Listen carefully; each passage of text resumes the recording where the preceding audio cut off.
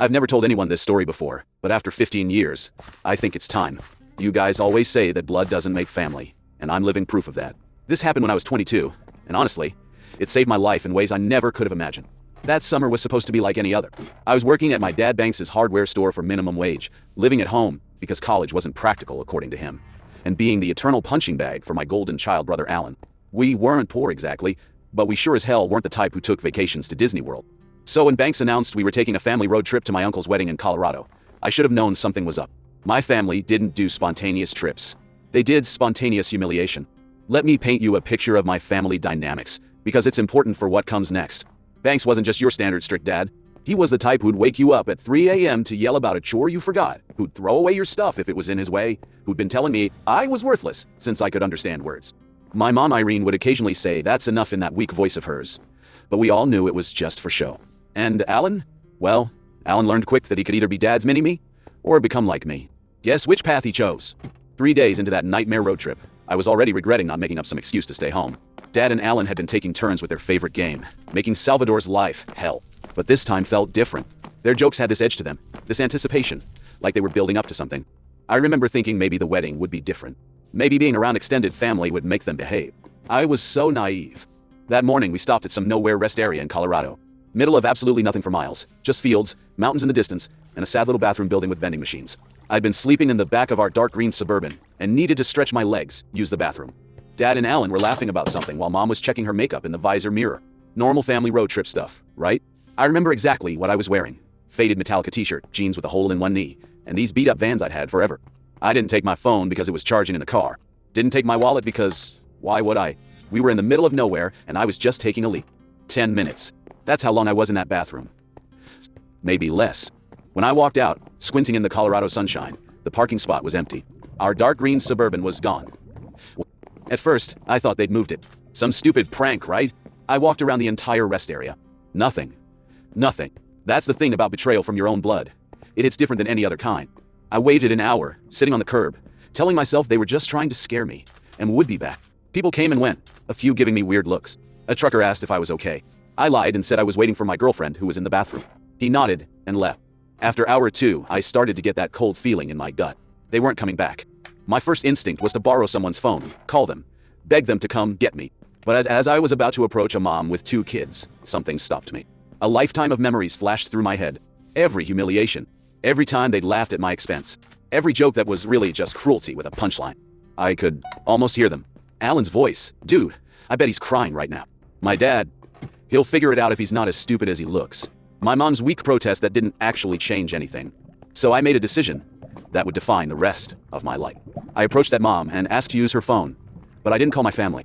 I called information and got the number for the nearest shelter in Grand Junction, about 40 miles away.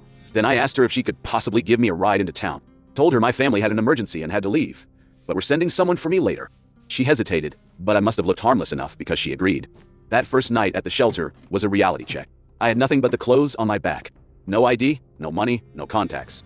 The shelter guy Dave let me use their computer to look up my uncle's address from the wedding invitation I'd seen. I thought maybe I could get to the wedding, find my family there. But then I sat staring at the screen and thought, why? Why chase after people who literally abandoned me on the side of the road for laughs? Instead, I created a new email account. I looked up resources for people who needed emergency ID replacement. I Googled jobs that pay cash. I made a plan. 2 days later, I was washing dishes at this little diner called Sonny's. The owner, Geraldine, was this 60-something woman with purple streaks in her gray hair and more tattoos than you'd expect. I'd wandered in, asked if they needed help, told her my wallet was stolen, but I needed work. She sized me up and said, "Dishwasher quit yesterday. You steal from me, you're dead. Start now." That's the thing about rock bottom. You can only go up from there. For a week, I worked doubles, slept at the shelter, wore donated clothes. Dave helped me start the process of getting a replacement ID by contacting Vital Records in my home state. I set up a cheap pay-as-you-go phone from Walmart with the first cash I earned. 7 days after they abandoned me, my phone rang. Unknown number. I answered. It was my mother, voice shaking. Where was I? Was I okay? They'd been looking everywhere. It was just supposed to be a joke. They'd waited down the road for 20 minutes, came back and couldn't find me. I listened to her panic, her fake concern. In the background, I could hear my dad saying to tell me to stop being dramatic and get my ass to Uncle Rick's. I heard Alan laughing. Salvador, are you there? Say something. We've been worried sick. That cold feeling in my gut was gone. Now there was just clarity. You wanted to see if I could make it on my own, I said. my voice steadier than it had ever been when talking to them. So, watch me. I hung up, blocked the number. Then I blocked every family number I could remember. For good measure, I went into the Verizon store the next day and changed my number completely. 27 missed calls before I changed that number. I imagine them getting more and more pissed when they realized their punching bag wasn't coming back to be punched. A month later, I had my own studio apartment above a laundromat. It was tiny and smelled like fabric softener all the time, but it was mine. I worked my way up to prep cook at Sonny's, and Geraldine was teaching me how to properly chop vegetables without losing a finger. Sometimes I'd check my old email, the one my family knew. Messages piled up. From Mom, please come home, we're sorry. From Dad, this childish stunt needs to end now. From Alan, dude, it was just a joke, stop being such a... I never responded. Not once. That's the thing about freedom. Once you've tasted it, there's no going back to the cage. Look, I won't pretend it was easy. Some nights I'd scroll through Instagram, see pictures of people with normal families who actually loved each other, and I'd feel this ache that no amount of anything could fill. I had nights where the loneliness felt like it would swallow me whole. Holidays were the worst. But every morning I'd wake up in my shitty little apartment that smelled like Downey, go to my dishwashing job where nobody called me worthless, and build my life one brick at a time. 3 months after they left me at that rest stop, I checked my email one last time. There was a new message from my mom. Your grandmother is asking about you. Please just let us know you're alive. I closed the email, deleted the account, threw my old SIM card in the dumpster behind Sonny's. That night, Geraldine taught me how to make her famous apple pie. Said I had good hands for pastry. It was the first genuine compliment I could remember getting in years. I never looked back. 5 years after being abandoned at that Colorado rest stop, I found myself staring at a familiar face on my Facebook feed. Not because I was stalking my family's profiles. Okay, maybe I was. But because Alan had just been tagged in a local news article back home. He'd gotten a DUI, wrapped his car around a telephone pole. Nobody heard except the pole. The newspaper had used his high school football photo. He looked so young, so smug. Nothing like the bloated mugshot underneath. That's the thing about karma. It moves at its own pace, but it never forgets an address. By then, I'd built something resembling a life in Colorado. My crappy studio above the laundromat had eventually been traded for a one-bedroom with actual windows. I'd worked my way up from dishwasher to line cook to assistant manager at Sonny's.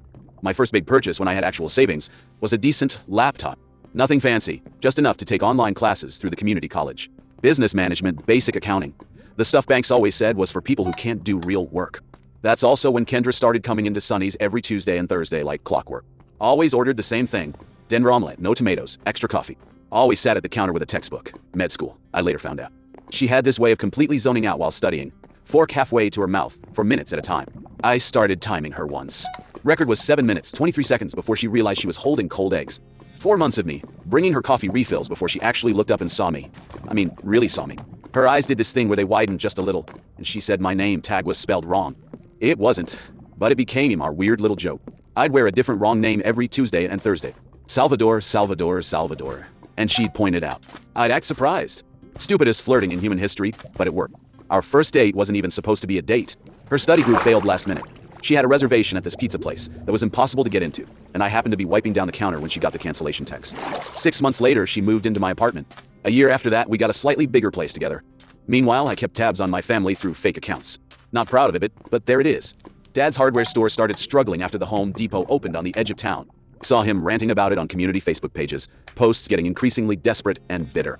Mom's social media became this weird shrine to family. Constant throwback pictures of us all smiling. Posts about missing her boys. Plural, which was rich. Plural, which was rich. She'd tag Alan, but never mention me, like I'd been erased. Alan bounced from job to job. Lots of vague posting about haters and new opportunities. The classic social media smokescreen of someone whose life is circling the drain. 3 years in, Geraldine took me aside during inventory and told me she was thinking about opening a second location of Sonny's on the other side of town. Asked if I'd be interested in running it. Not owning, running. Important distinction. I didn't sleep that night. Kept thinking it was some kind of test or joke. People like me didn't get opportunities like that.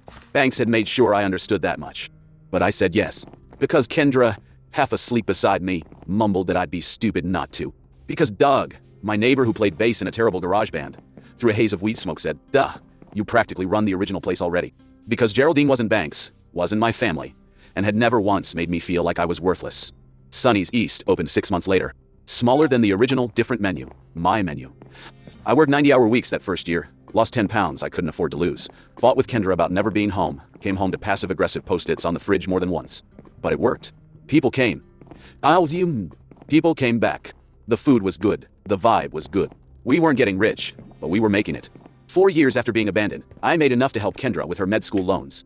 Not all of them. Those things are monstrous, but enough to make a dent. She cried when I showed her the payment confirmation. Not movie crying with perfect mascara tears, real crying. Snotty, red-faced, hiccuping crying. I'd never felt more like a real person than in that moment. Then my grandmother died. I found out through Facebook. Mom posted this long dramatic tribute with a million heart emojis. Grandma Rose had been the only one in the family who ever stood up to banks, the only one who seemed to see me. She used to slip me $20 bills when no one was looking, tell me to save it for my escape. I thought she meant college. Turns out it was more literal than that. I thought about going to the funeral. Even looked up flights. Kendra said she'd come with me, hold my hand through the whole awful reunion. Doug offered his crappy hatchback if I wanted to drive instead. Geraldine just shrugged and said, "Dead people don't know if you're there or not, so do what brings you peace." I didn't go. Instead, I sent flowers. Generic sympathy arrangement. Sign the card, Salvador D. No return address, no note. Just my name. The explosion on social media was immediate. Mom posting about signs and reaching out from beyond. Alan making cryptic comments about prodigal sons. Bank saying nothing publicly, but I could imagine the storm behind closed doors. A week later, I got a friend request from a profile I didn't recognize. Some random name. No posts, no friends. I almost deleted it until I saw the message. "Salvador, it's Uncle Rick. Your mom gave me your old email, but it bounced back. Are you okay? We've been worried. Your dad has been asking around about you." I blocked the account. That night, I had my first panic attack in 2 years, sitting on our bathroom floor at 3 a.m., trying not to wake Kendra, feeling like my lungs were collapsing, imagining banks hunting me down, showing up at Sonny's, destroying everything I'd built. Kendra found me there an hour later. Didn't ask questions, just sat with me, her shoulder touching mine. When I could finally breathe again, she said the simplest thing: they can't take anything from you that you don't give them. 5 years to the day after being abandoned, I married Kendra. Small ceremony at a state park. Doug was my best man. Geraldine made the cake and cried through the whole thing, mascara running down her wrinkled cheeks. Kendra's large, loud family adopted me instantly. Her dad making dad jokes that somehow didn't make me flinch. Her mom hugging me without setting off alarm bells in my head. That's the thing about family. Sometimes it finds you when you've stopped looking. A week after the wedding, scrolling through my dummy account late at night, I saw it. A post from banks on a community page, looking for information on my son Salvador. Last known location, Grand Junction, Colorado. Family emergency. There was no emergency. I knew that much. What I didn't know was why, after 5 years of nothing, they were suddenly looking for me. So I dug deeper, created another fake account, joined the community groups from my hometown, pieced it together bit by bit. The hardware store had closed. Their house was in foreclosure. Mom had some medical issues she was vague posting about. Alan had moved back home after his third DUI. They weren't looking for me because they missed me. They were looking for me because they needed something. And you know what? For the first time in 5 years, I smiled when I thought about it. Not because I was happy about their misfortune, but because I realized something important. I didn't care anymore. I closed the laptop, crawled into bed next to my sleeping wife, and made a decision. I would keep watching from a distance, not out of hate, not out of love, but because sometimes the best revenge isn't what you do. It's what you build while they're busy destroying themselves. It started with a LinkedIn notification. 15 years after being abandoned at that Colorado rest stop, my carefully constructed life had a glitch. Someone had viewed my profile 27 times in one day. Not unusual for LinkedIn. Recruiters do weird stuff like that all the time. What was unusual was the name. Alan Matthew. ... My brother. That's the thing about the past. It's patient. It'll wait in the tall grass for years before it strikes. By then, my life looked nothing like that first year in Grand Junction. Kendra had finished med school, done her residency, and now worked at a local clinic 3 days a week so she could be home with our kids more. We had 2. Ellie, 7, and Marcus, 40. The apartment above the laundromat had given way to a modest 4-bedroom on the outskirts of town. Nothing fancy, but with a yard where the kids could play, and I could grow tomatoes that never quite turned out right. Sonny's had expanded to 3 locations. Still not some massive franchise or anything, but enough that I didn't have to work the line anymore, except when someone called in sick. Geraldine had semi-retired 2 years earlier, though she still showed up unannounced to criticize the way we made her pie crust recipe. I'd made peace with my past. Or so I thought. I still kept tabs on the family from a distance, but the constant checking had faded to maybe once every few months. Last I knew, Banks and Irene had moved to a smaller place after losing the house. Alan had gotten married, divorced, then married again. They'd all seemingly moved on with their lives, as I had with mine. The LinkedIn thing rattled me, though. 15 years of silence, and now this. I mentioned it to Kendra, as we were doing our regular Sunday night thing, folding laundry while half watching whatever Netflix show we were currently behind on. She paused, a mismatched sock in each hand, and asked if I was okay. I nodded, because what else could I say? That I was suddenly 22 years old again, stranded at a rest stop, that I could feel Banks's voice in my head calling me worthless. 3 days later, I was at Sonny's East, the original second location, helping with inventory because our supplier had sent the wrong kind of coffee filters again, when Maya at the front called back that there was some family asking for me. My first thought was Kendra's parents, who sometimes surprised us when they were passing through. I headed out front, mental gears already shifting to how to convince them to stay for dinner. It wasn't Kendra's family. Banks looked older, grayer. His formerly imposing frame somehow shrunken. Irene's face had that pinched look that comes from years of worrying. Her hair dyed an unnatural shade of brown. And Alan looked like Banks had at 40. Same stance, same way of taking up space.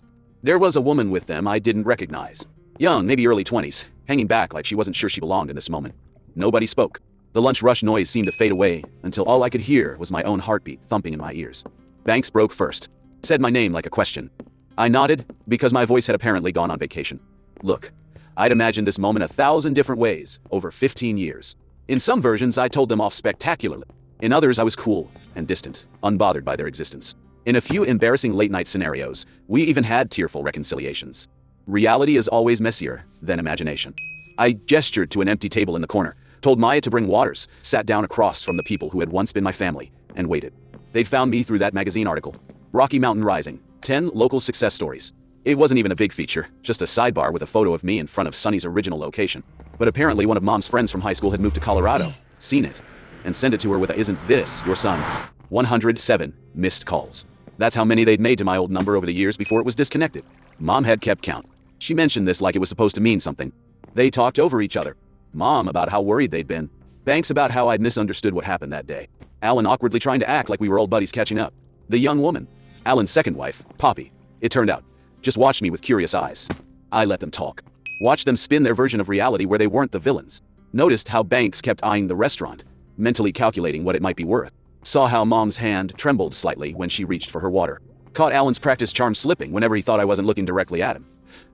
Finally, when they ran out of steam, I asked the only question that mattered. Why now? That's when the real story came out. In bits and pieces between awkward silences. Banks had medical bills, heart problems, no insurance. The second house was being foreclosed on too. Alan's business venture, something vague involving cryptocurrency, had failed spectacularly. Mom needed knee surgery she couldn't afford. They weren't there for reconciliation. They were there for money. I should have been angry, should have thrown them out. Instead, I felt something unexpected. Pity. They looked so small, so desperate. These giants who had once controlled my whole world were just flawed, broken people. I invited them to dinner at my house that night. Said I needed to think, to talk to Kendra. They agreed eagerly, Banks already halfway, considering it a done deal. That afternoon was surreal. I picked Ellie up from her dance class, helped Marcus with his preschool show and tell preparation, all while texting Kendra updates about who was coming to dinner. She offered to take the kids to her sister's. I said no. I wanted them there. Wanted my family to meet my family. Dinner was chicken enchiladas. My specialty that wasn't really special. Just a recipe from the back of an old El Paso box that I tweaked over the years. Ellie set the table without being asked, carefully placing forks on the wrong side until Kendra quietly corrected her. Marcus insisted on wearing his Spider-Man costume because it was Tuesday, and apparently Tuesday was now Spider-Man Day. When the doorbell rang, I almost dropped the dish I was carrying to the table. Kendra squeezed my arm as she passed, whispered that she had my back no matter what. The kids looked up curiously, sensing something important was happening. That's the thing about moments you've dreaded. When they finally arrive, they're simultaneously worse and better than you imagine. Introductions were awkward. Banks kept calling Kendra Karen despite corrections.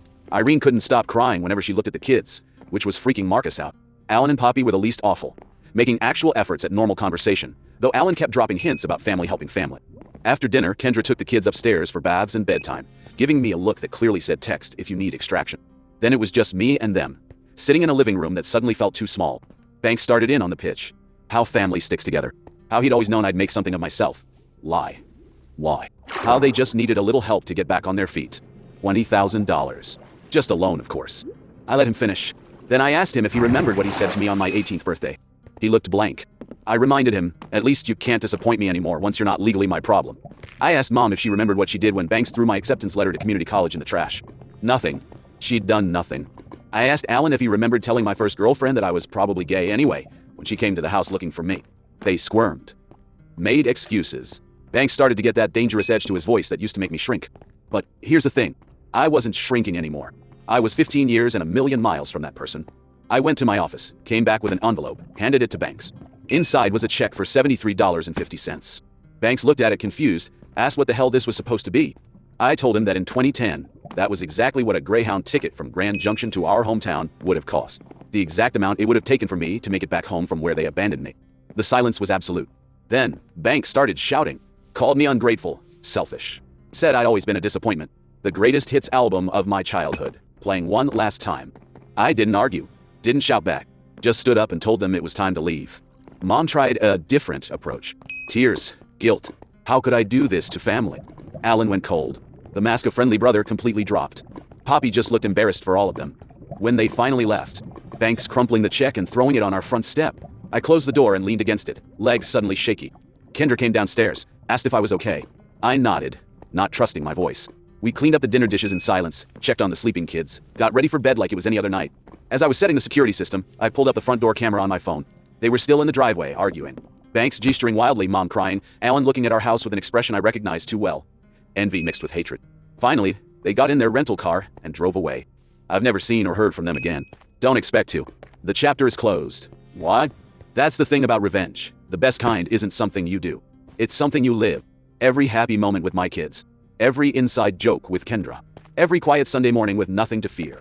Every single ordinary day in a life built on my terms. I never made it back home.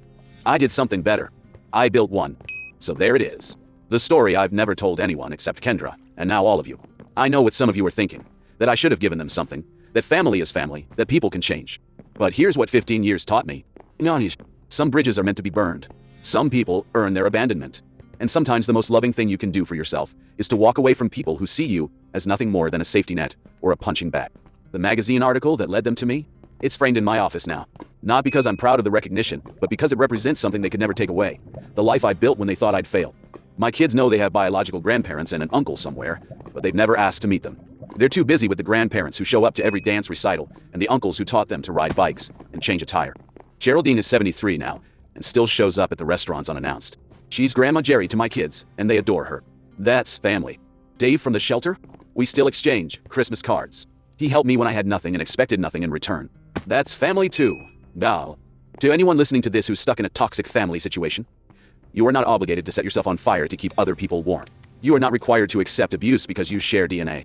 You are allowed to build your own family from people who choose to love you. And families out there who think abandonment is a joke, who think cruelty builds character, who mistake fear for respect. Your children are watching. They're learning. And someday, when you need them most, you might find that they learned your lessons better than you thought. The difference is, they'll apply those lessons to you. A few of you have asked about the business. Sonny's is doing well. We're opening a 4th location next year.